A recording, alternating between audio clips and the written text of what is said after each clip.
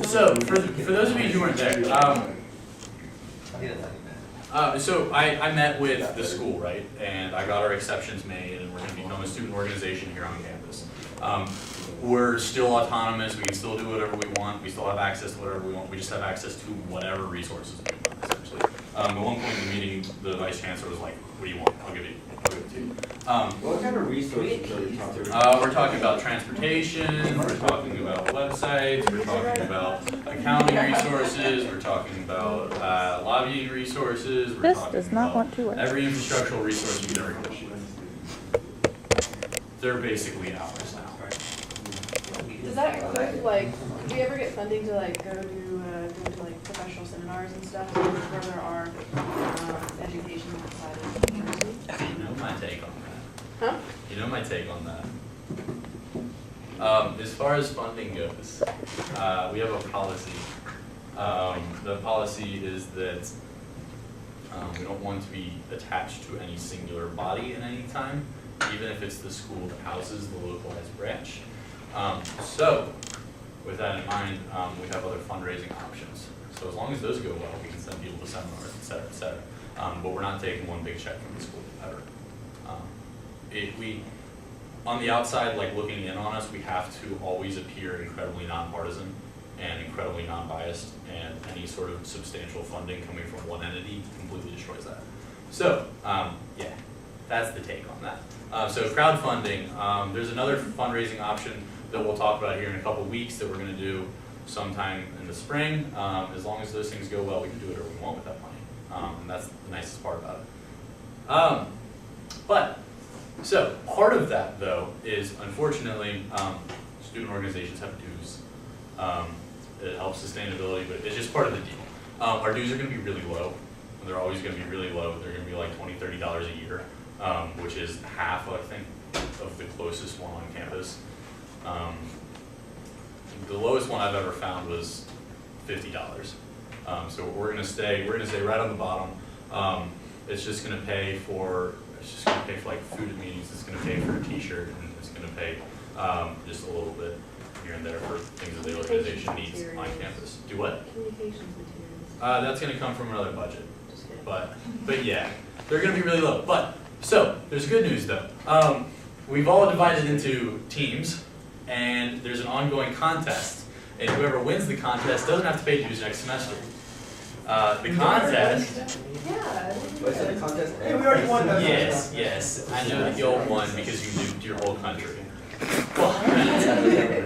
The contest is, we're going to break up like these big work sections that we have where we do like 3-4 weeks of work. We're going to put a game in between every once in a while. Last week we played Zombie Crisis. You had a country and you had to figure out what your country was going to do with a set amount of resources.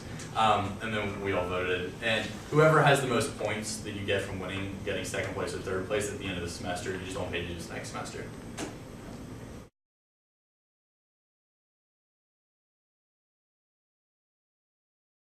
Okay, cool. So tonight, we're moving on. We've done a lot of research, and we've done a lot of research actually.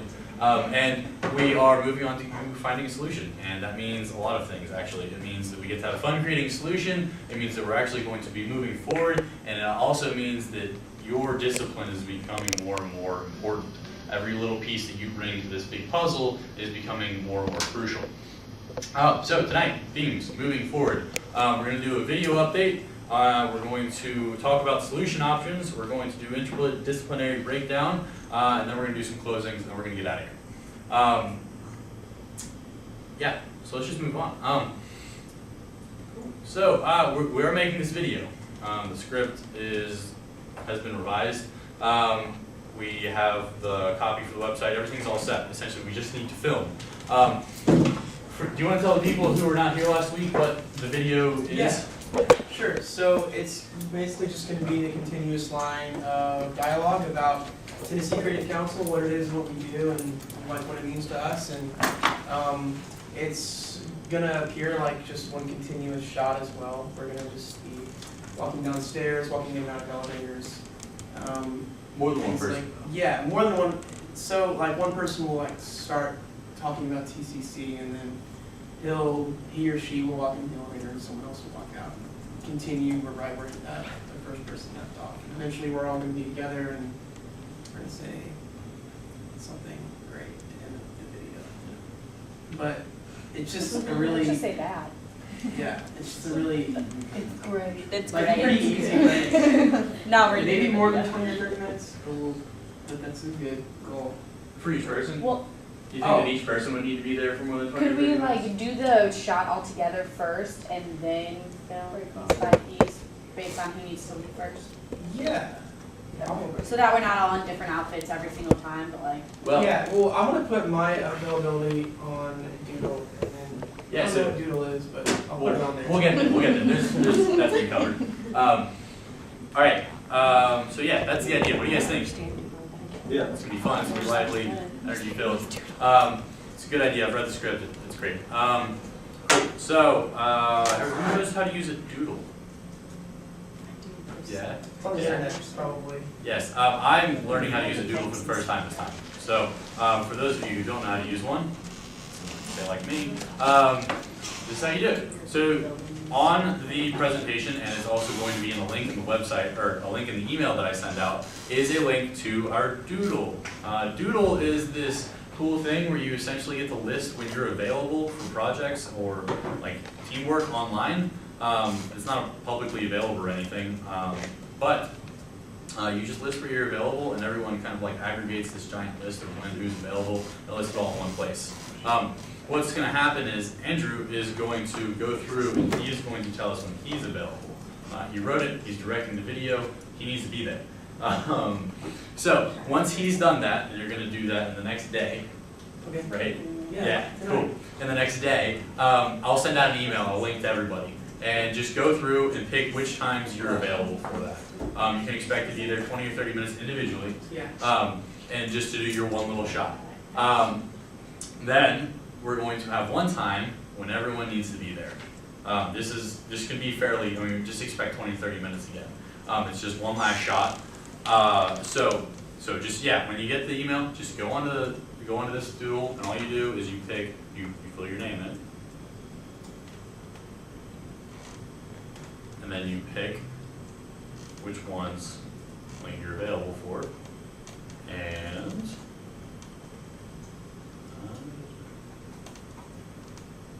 you hit save. So it is essentially just this next week, and it's this week starting at noon till 8 o'clock right now, but you'll have fewer options once he goes through. But yeah, then just list everybody when everybody's available. It'll be easier to pick a time. All right, so moving on. All right, what we're doing tonight, this is gonna be fun, this is gonna be exciting. We're breaking into two groups. We are doing brainstorming, we're doing it in a structured way. I did a lot of research over the last week and talked about like different ways to do brainstorming. We're gonna follow a little bit more structure of a process. Each group is one's gonna be led by Adam and one of them is gonna be led by Caitlin. Each group is in charge of creating 2 solutions to our problem. Once we're in the groups, we can talk, if you need more clarification on what the problem is, it's cool, we can talk about it in there. But yeah, so you're gonna be in charge of 2 solutions and we're gonna have the rest of the meeting to do it. We've got some set timetables, et cetera, and so that's what's gonna happen. They've both been given some more specific instructions and they'll both be in charge of the groups. But this is in the presentation. This is one of the best brainstorming articles that I have ever read. It's on a website called businessballs.com. Very credible. Bold. But yeah, so according to this, and this is actually a pretty common theme in a lot of articles, but there's a 7-step process to it. You can see it over there. It's going to be listed on the board. This is the process that we're going to find tonight. Remember, guys, in brainstorming, there's like 0 bad ideas. Absolutely none. There are no bad ideas. I saw that face. Seriously, there are none. This is like, there's no stupid questions except the ones you ask on the bus on the way home. It's the time to throw out any ideas that you want. What's going to happen is 30 minutes of brainstorming. Within that 30 minutes, you're just creating ideas. You're going in a new direction. Then we condense those ideas, we analyze, that's supposed to be analyzed, and then we rank those ideas. We're gonna have another 15 minutes in which you can amend those ideas, and then your group has 10 minutes to present to the other group. And then what's going to happen is there's an online voting service that we use, and over the next week, we're going to vote on which one we want to take, or if we want to take an aggregate of all of them, and then we're going to move from that point on after we voted. And we'll talk more about what's going to happen over the next week at the end of the meeting. But, okay, so for now, Adam, will you over there? And Caitlin, will you over there? Yeah.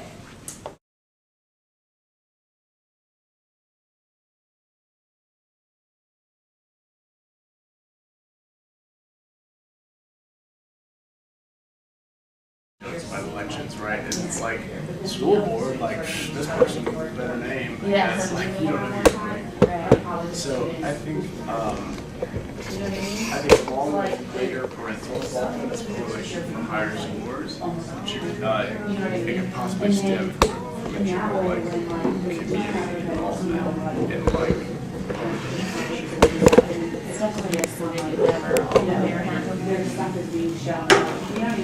So that would be a whole other question of how to incentivize the community to get involved in education. Just might have like this say, I feel really strong about involvement in literally the first one that's kind of the same. Work the teaching progress, to ensure high con, right future. during work with And then, I don't know, have them like represent the school. Have a group of parents. Be on the side of The reason is because of generic good enough you say to get evaluations Yeah. that to aren't, like that show aren't, that there are parents that are working. but I mean, if you did specifically generic evaluation, how do you call it evaluation? I think you could probably Although it's like mirror From where? teacher, maybe not evaluation. Because they're probably a lot of parents and you work at not only diverse state, they also have like interchange. Hey guys, let's start moving into two solutions. We just love to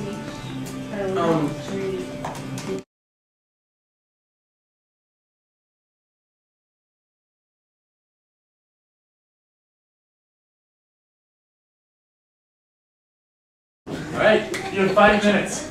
Tell us your 2 ideas. Okay, so our first one is basically we're focusing on the teachers because we thought in like reality, they're the only people who are basically legally contracted to anything. Like we can't really do everything for the parents or anything for the students because we can't require them really to do anything besides students just be in school. So we came up with teachers coming, when they come to school in the summer, basically plan assessment tests that focus on curriculum, and so once they've received their test, they can see what the students are scoring well in, and once they know what the students are scoring well in and what they're scoring poorly in, they can basically reset their curriculum and focus on the areas where students really need help, and basically just kind of do a shorter version of review for this stuff that the students are testing really well on, and then at the end, do that same assessment to make sure that they really covered all the information they needed to. Also, we went with the chill time thing that we talked about before, which will just like require the teachers to be more involved in the student's life, because if the student doesn't really have a parent figure, with the teacher having to be involved in their, in their academic success, it kind of like has that parent feel. And if you don't know what chill time is, it's if you're getting below a certain grade, you're required to stay 15 minutes at the end of class while the other students are released for the 15 minutes to go and socialize with their friends in the hallways before their next class begins. And in younger schools, we would do like the students who don't need the one-on-one time with their teacher would get to do like a craft or something, fun for them. For our other one, our more in-service days. With having more in-service days, once your bus fees and stuff are gone, because you're not going to be busing the students to school, we can be paying, for the teachers, to extend the school days by like 3 minutes so they can have more in-service days, or, like add an extra day on to the end of the school year. And then that way, the in-service days allow us to basically teach the teachers what they're needing to implement in the children's lives to have a better education program. Our mentor program is a program where students can sign up to be like a TA in the classroom, so that if we do implement a chill time thing, it's not only the teacher in the classroom, it's also a student who has just gone through the process of taking that class, and that way students kind of have like a peer who's going alongside them and kind of making sure they're staying on track and getting the good grades, and also kind of has like a friend. It makes everything like more personalized and, you know, like they care. And then we also had the idea of sending teachers to summits or conferences and just kind of having them really focus on like a certain skill set that they really need to bring back to the school to make sure those tests and evaluations are scoring the way that they need. Yeah, and that kind of plays into like the continued education, like programs and everything that we could add on to this for teachers to be able to like have them better educate our kids the first time around. So the other thing that we came up with was an ambassador program. And the main objective of this would be to observe and analyze the way other schools function and the programs that they have and everything, and then take what they have and kind of evaluate what we have. So like evaluate their performances of the other schools and kind of figure out where we stand, like a benchmark almost. And then like have the ambassadors create plans to be able to change in their like district or whatever, and then to implement those things. And then if you have all these people doing this across Tennessee, then you're able to compare the performances of all these new plans that are put into action, and then be able to like possibly implement these, like the successful ones, and create like a giant plan that would help the overall education system. So this would be like board of directors or like higher up administrative members that would be the ambassadors, because we thought about like, oh, what if we have parents do it because they really care about the students, but in reality, administrative people and anybody on like the board of directors, they're going to be a lot more invested in like fixing any sort of like program. They're going to have a lot better idea of like what the situation is at other schools, including their own. So that was pretty much good, and it really helps. Like it really pushes other counties and districts to like have perspectives of what else is working. So it helps with what Christian talks about, the ethnocentrism. I can't say the word. Ethnocentrism. So yeah. Centrism. Yeah, there's no. So C. I can't. I know. I've always had trouble with Ethnocentrism. words. You get the idea. All right. Right. So yeah, observe, What was that? analyze, plan, implement. So that's what we Well, I have. can't say for All right, something. before we move on, everybody understand the two options? Does anybody have any questions? No? All right, cool. Thank you, guys.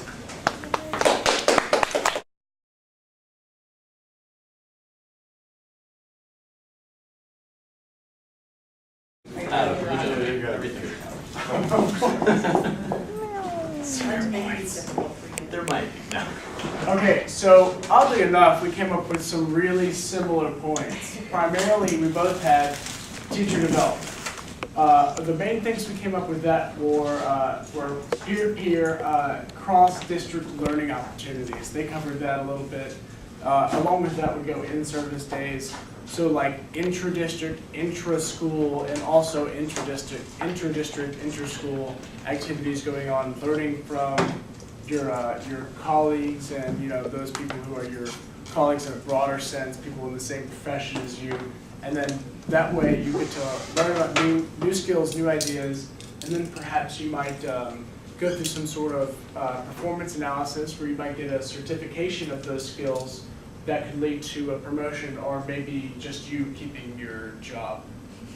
Do you want to take that? And also, I mean, goes into like having experienced board members, retired teachers, and professionals of the sort going around just sharing their experiences and sharing what worked for them, what they use to engage students, and what methods they think are very effective in getting students to be engaged in learning.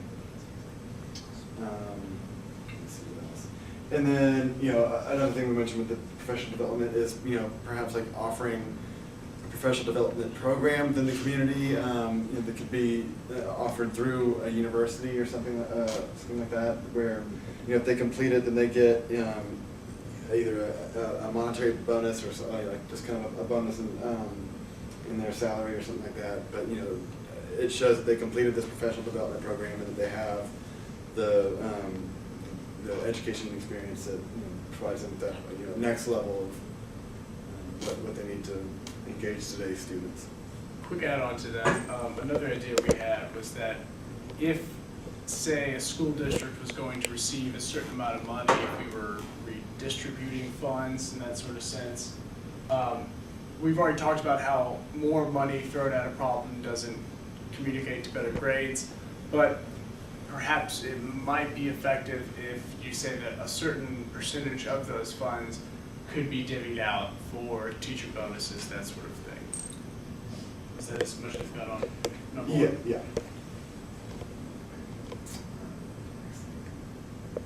And then parental incentives to providing tax credits for their child showing improvement on report cards, and that their children performing well, and also insurance credit. I know in my case, the insurance my parents had, they got a discount, when I started driving if I was making good grades. So if I had A's and B's, we had a small premium. So yeah, we could broaden that a little bit and say, A's and B's are great, successful report cards will always be accepted, but even if you're just making improvements, perhaps we could incentivize that too. Yeah. A third idea that we had, I know it's a little unconventional, we're sticking to 2, we decided to go to 3. We decided that third-party assessment could be really useful, because generally there's so much butting of the heads between the administrators and the legislators that think that they have the right ideas, and the teachers who think that they're on the front lines and that really only they know how to better the system, but they just don't have the voice or the authority, so to speak. But if we had a third-party assessor come in and give a qualitative assessment, and not like, oh, well, you improved from B's to A's, or from C's to, or from D's to C's, or something like that, which may not really translate into actual improvement. We could have someone such as a successful former school superintendent come in and really give suggestions and tell a district, a principal, or even a specific teacher how they can improve their teaching and just their professional skills. And this, what we're trying to achieve with this is basically moving from less of a quantitative, like, this is a standardized state mandated evaluation form that we're going to give you every month, and it's not tailored to your class, it's not tailored to your department at all. So we're trying to move away from that and give you an actual evaluation of what you're doing, of your methods, how engaged your students are, and give you more of a qualitative analysis.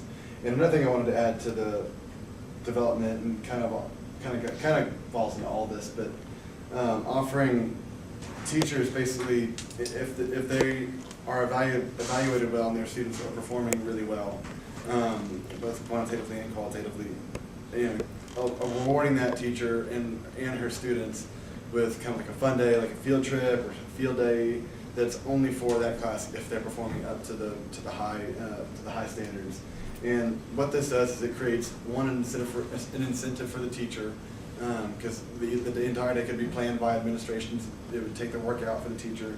All they would have to do is just supervise this fun day, that she gets to enjoy a day with her students, not worrying about anything. And then that creates incentives for the students, because it motivates the teacher to engage them, and it motivates the students to perform well, so they get this day off and get to do fun stuff.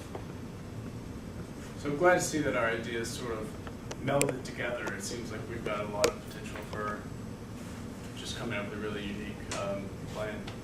Does anybody have any questions on them? 3 ideas? No? Good. Thanks, guys.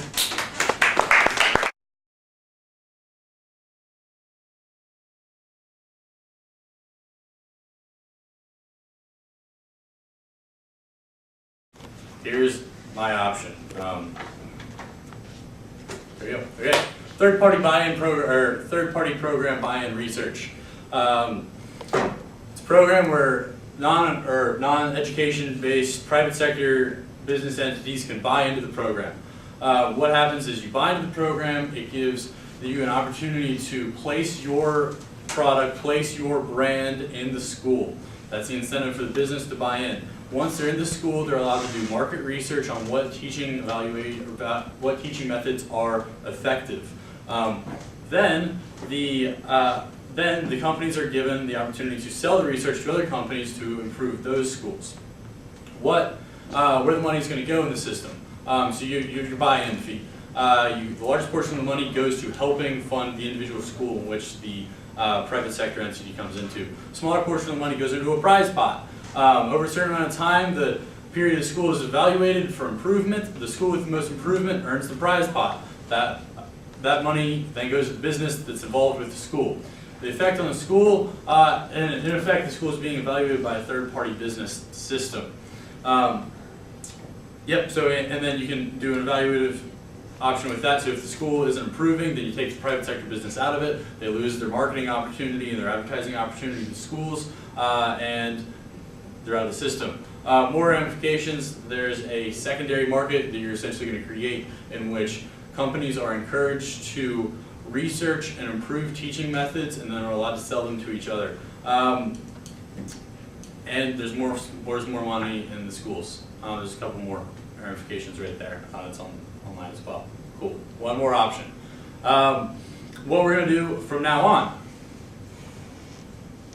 Anybody have any questions? Oh, I'm pulling it up. No? Cool.